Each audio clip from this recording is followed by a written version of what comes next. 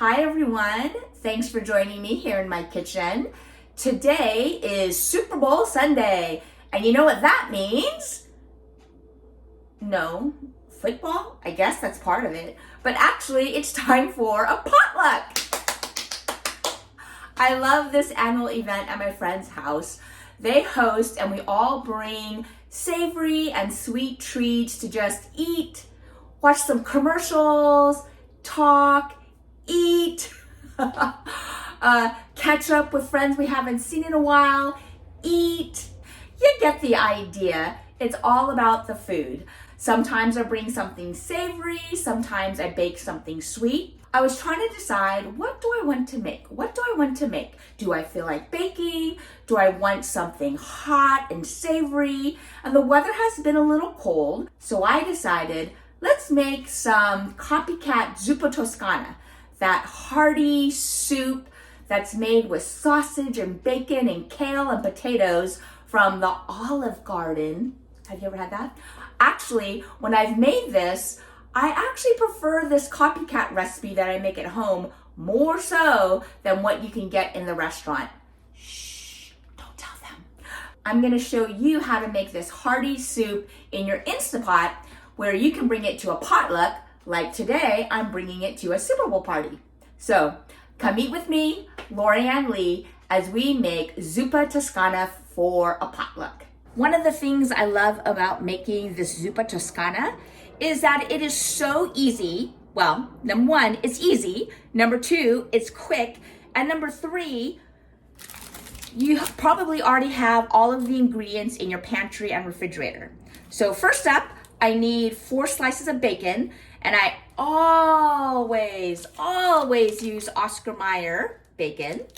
1 whole log of Jimmy Dean pork sausage, which is 16 ounces. 4 slices of bacon. We're going to use 3 russet potatoes, 1 onion, 1 of these large 48-ounce containers of chicken broth. If you can't find this 48 ounce, just use smaller containers until you get up to 48 ounces. I do like a little, just a tiny hint of heat. So we'll use a few shakes of this crushed red pepper. We will use garlic and then 1 bunch of kale. And other than a splash of water, that's it for ingredients. So you probably have these already in your home. And as far as special equipment, all you will need is an Instapot. Of course, if you have a different brand of pressure cooker, or you don't even have a pressure cooker, but you have a pot and you have a stove, you too can make this. It just won't be as fast. I'm going to take my 4 slices of bacon and I'm just going to slice them into pieces. I would say these are about 1/4 inch.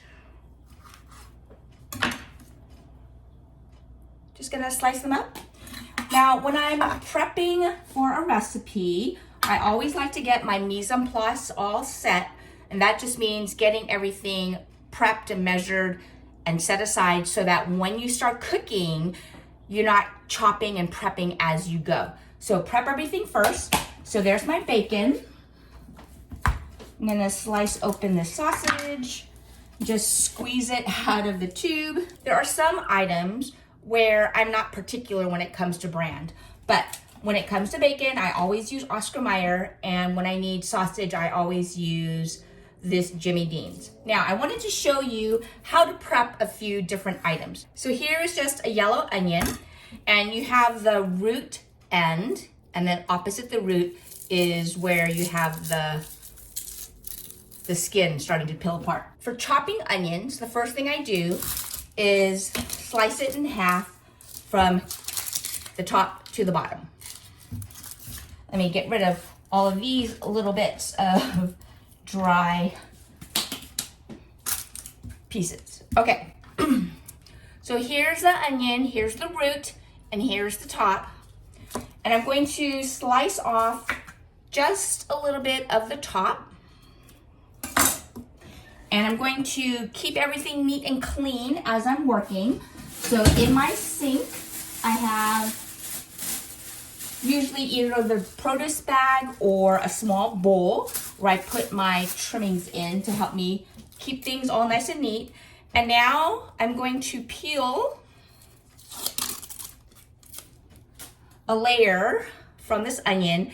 And this first piece of onion that I see is looking a little sad. So I'm gonna peel that back. And this looks much better. So now I have half of an onion, and I'm going to hold my knife with my thumb on the heel of the blade, and I'm using my non-dominant hand, which is my left hand, and I'm holding it with curled fingers so that my knife butts up against my knuckles so that when I'm slicing, I am less inclined to cut myself. So I have the onion situated perpendicular to the board. I am standing at a slight angle so that my body straight ahead is this way, so that my right hand is just straight. If I were facing my body perpendicular, the angle of my hand, if it were straight, would be way over here, not next to the onion. So I'm turning my body so that I'm facing this way, and now my right arm can be straight, and that's a safe cutting angle. So again, my left hand is curled so that if I cut, I won't cut my fingers. And so I've sliced down, but I haven't gone all the way to where the root is. So if I were carefully, I could fan this out if I wanted. But I want to chop these onions. So I've just made thin slices vertically. And now I'm gonna rotate this 90 degrees. So now the root is at the left. Again, I'm turning my body so I am facing this direction, and my right hand, my arm can just go straight. I don't have to angle my arm so that I can just do straight cuts to get this nice chop. So now I have chopped onions. All right, let me show you a different angle. So now here is my onion. I have the root end, and then I trimmed off just the top of the other side. And I am right now facing straight on for this onion. If I were to stand directly facing this way, my right arm, to get to this angle, I am actually having to turn my arm to position that. So instead of standing facing my onion directly, I'm turning my body, I would say, not quite 45 degrees, but at an angle so that my right arm can be straight and I can cut this direction instead of trying to turn to adjust my body. So I'm using my left hand, I'm curling in my fingers, and I'm following the shape of this onion and just making slices.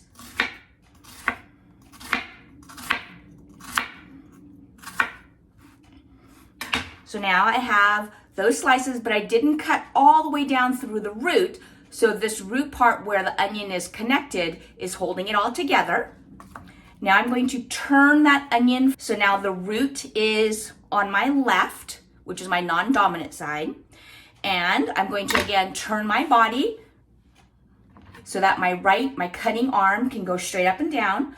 I'm curling my fingers and I'm just going straight down to make chopped pieces of onion. I'm moving those over to my plate and I'm just going to continue.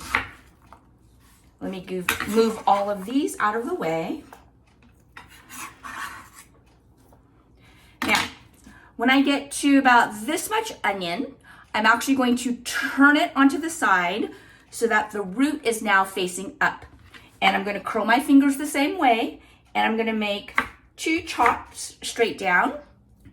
And now I can turn this back to the side where the root is facing my left. I'm gonna tilt my body, and now I can do one more. Let's see if I can get two. Okay, I got two. A little bit stuck together. I just separated that with my hand. So now all that's left is this little piece of onion that's attached to the root, and I can add that to my next stock pot. The next thing I want to prep are my 3 russet potatoes. For this recipe, I'm leaving them skin on, but if you don't like the skin, you could peel them first. If you did not know, potatoes grow in the ground. So they actually grow in dirt. So it's very important that you wash your potatoes thoroughly.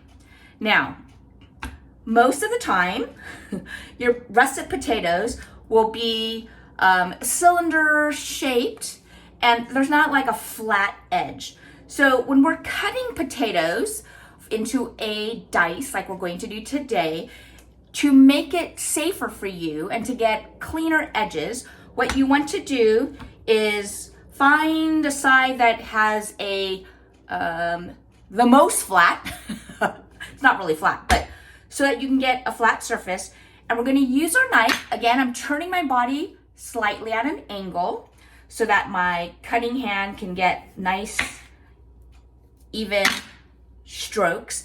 And I just sliced off a very thin sliver from this russet potato. So now I have a flat surface. So I'm gonna turn that flat surface onto my cutting board so it's more stable. That way I'll be able to cut the rest without it rolling all over the place, because that will just make it a little more dangerous. Now, depending on the shape of your potato, this one looked pretty good. I'm just going to slice down to make about a 1/2 inch thick slice, okay? And yes, I understand that this is not exactly rectangular because the potato is naturally curved, but this is okay. Now, I notice that there's a piece up here that is a little discolored. That's okay. Watch what we're going to do. We're going to actually make these into approximately thirds, okay? So here's that cheek of a potato that are sliced into approximately thirds. I can see that this one is thicker. That's all right. It's not the end of the world. But what I'm going to do is actually trim off this little bit and place that in my discard bowl. And now, again, turning my body at an angle, I'm going to make cube-ish shapes. These last 3 little bits I'm going to add to my stock pot. And the rest of these I'm actually going to place into a large bowl that just has cold water. As soon as you peel a potato or you cut a potato, it starts to oxidize. You know how, like when you have an avocado, if for some reason you don't eat the whole avocado and then it turns brown, right? That's oxidation. So similar thing to a potato. So instead of just taking these cubes and placing them on a plate, or in my colander, when I use potatoes, I'm gonna place the prep parts into water so that will prevent the oxidation, so that my soup won't have discolored potatoes, okay? So now I have this long piece that is flat and this original cheek that we sliced. So now I'm gonna actually use this side on the very bottom, because now I have an even sturdier, solid cutting surface. Okay, so same thing. I'm just making a long cut, taking this and cutting it into thirds, lining these up so that we get those triangular tips from the curvature of the potato off. I'm turning my body so that my cutting arm can just go straight down, putting the little trim bits into my stock pot and putting the rest in cold water. I just turned my Instant Pot onto saute, and I'm adding in my bacon. You want to get this rendered down a little bit. I wanted to show you how I prep my kale. So I've already taken this green leafy kale and rinsed it, made sure I looked, especially if you're using organic, you want to make sure. Some things I have found in the past, little snails and slugs and things like that. So just make sure you give your vegetables a good wash. Now, if you haven't cooked with kale before, the stems are very tough and you're not going to want to use them for this recipe.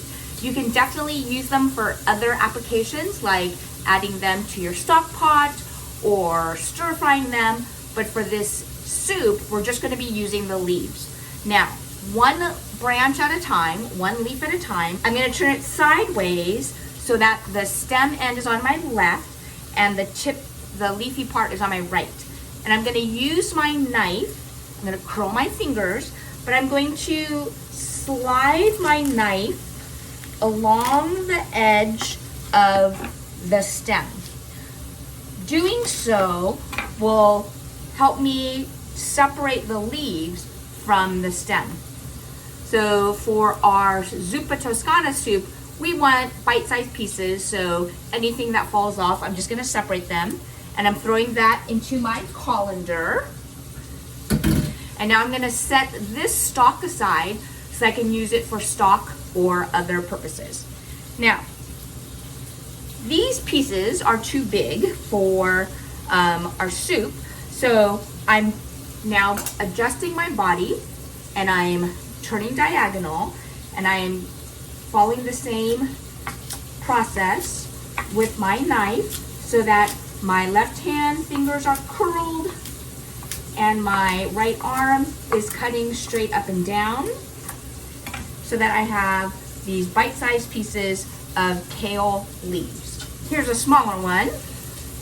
So I am taking this leaf, the stem on the left side, I'm turning it sideways so that here's the leafy part faced up. I'm turning this whole branch sideways. So now the leaves, what I'm doing is holding the leaves closer to me and just following the edge of that stem to get all of that woody fibrous part separated.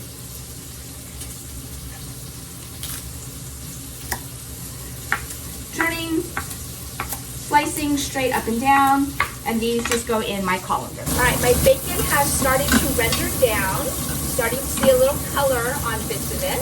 So now I'm gonna add in my onion.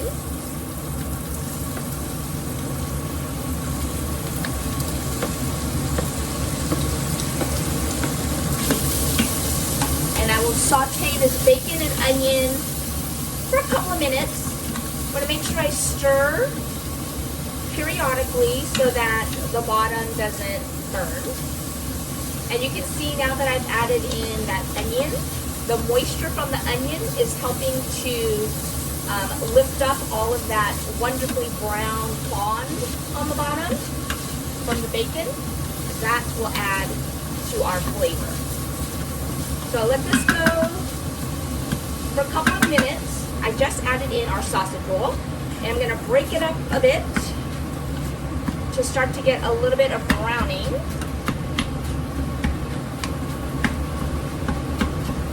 And to help even out the surface area so that it will start to brown.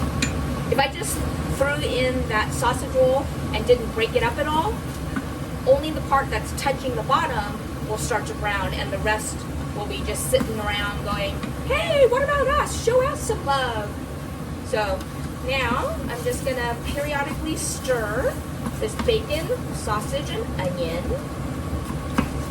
At this point, because I didn't use spicy sausage, but I just want a little hint of heat, I'm going to put in a few sprinkles of dried crushed red pepper flakes. Let's see, 1, 2, 3, 4, 5, 6, 7, 8 shakes. I don't know how much that is, I'm not actually measuring it. Just for a kiss of heat, that's all. Okay, I'll give this 2 more minutes and then we'll add in the rest of our ingredients. All right, it's been a couple of minutes my bacon, onion, and sausage have a nice light browning. It's not cooked all the way through, but that's okay. We're going to finish cooking using the pressure cooker. Now I'm adding in the potato. I'm just going to give that a stir.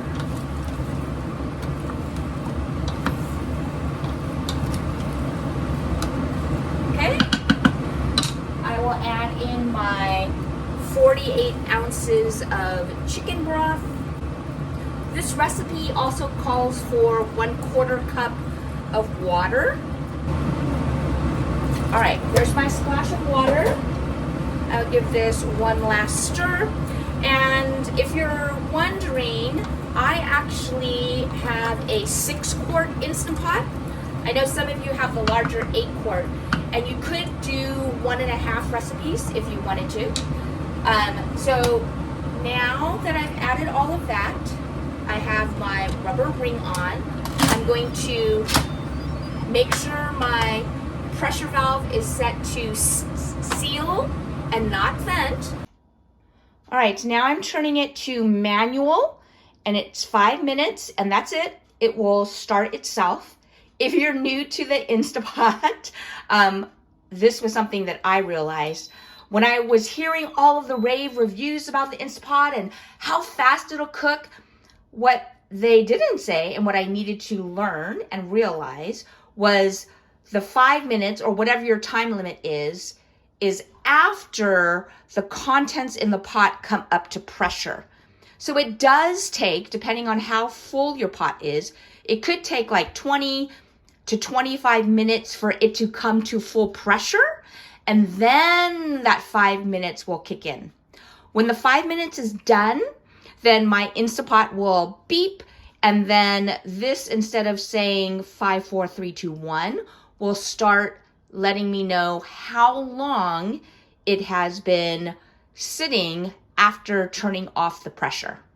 Some recipes, you can release the pressure at like 5 minutes, or do a quick release right away. One of the great things I love about using the Instapot for this potluck purpose is this will come, it'll finish the 5 minutes. I will unplug it, load it up into my car, and it still will be sealed with that high pressure. And then when I get to my destination, I will be able to add in the kale and the cream at the end, but I don't need to worry about during transportation this spilling or anything because it's sealed due to the pressure. That's another great reason to use your Instapot when going to a potluck. The Instapot just beeped, and now it is done cooking. Those 5 minutes of high pressure cooking are done, and it says it is at 0 minutes. And if I wait 5 minutes, it'll show 5. If I wait 10 minutes, it'll show 10. So now is the perfect time for me to unplug it, load up my car, and head to the potluck. All right, my Instant Pot full of Zuppa Toscana is ready to be loaded into the car. I have my kale prepped. I have 1 cup of cream and a ladle, and I'll put this all into the car to take to my potluck. Okay, I have arrived at my host destination, and you can see the Instapot is off, and so that gave me time to drive over here for it to release pressure. So now I'm going to do a natural release, and then I'll top it off with the final ingredients. So I just released the valve, and there's a little bit of pressure still in the pot. So that drive over was long enough so that it won't take very long, and you can see that there wasn't a lot of splatter and explosion. So this is, as soon as this goes down, it'll be safe to open the lid. Okay, the valve has gone down, so it's safe to open the pot. Did you know on the Instapot that the handle is a... You can talk. Did you know that on your Instapot, this part of the lid goes into the handle? of the pot? Did you know that? Well, now you know. Okay, so the soup has cooked down, and now I'm going to add in all of that kale that we prepped earlier.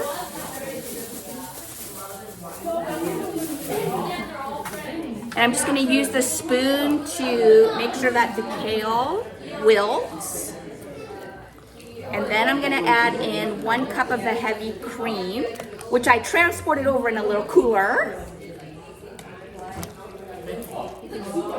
All right, so now the kale, you can see how quickly that shrunk, and I'm just going to add in the heavy cream. If you are trying to avoid cream, you could definitely eat this without, and you would have... What is that? This is Zuppa Toscana. Zuppa Toscana, it's a copycat recipe from Olive Garden. So now our soup is ready. I'm just going to taste it and add a little salt and pepper for flavor. Okay, let me take a taste.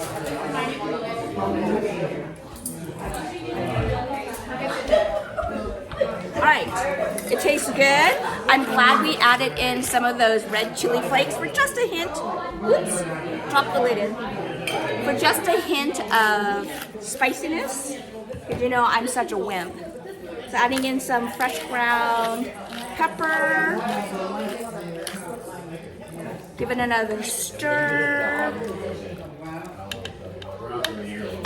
And then a final taste before we let people add it. Delicious! All right, it looks ready, and you can see that what the Super Bowl is all about is the food! Lots of delicious things at the Super Bowl party. And if I squint far away over there, I can see there is a football game going on. Great tender potatoes with that savory bacon and sausage. Let's see if we can get someone who wants to try it. Oh, we have a taker. Tommy's gonna try my Zuppa Toscana. I am. Make sure I get plenty of kale. Get that healthy kale. Yes. Have you had Zuppa Toscana before? I have never. All right, take a taste and let us know what you think. Very good.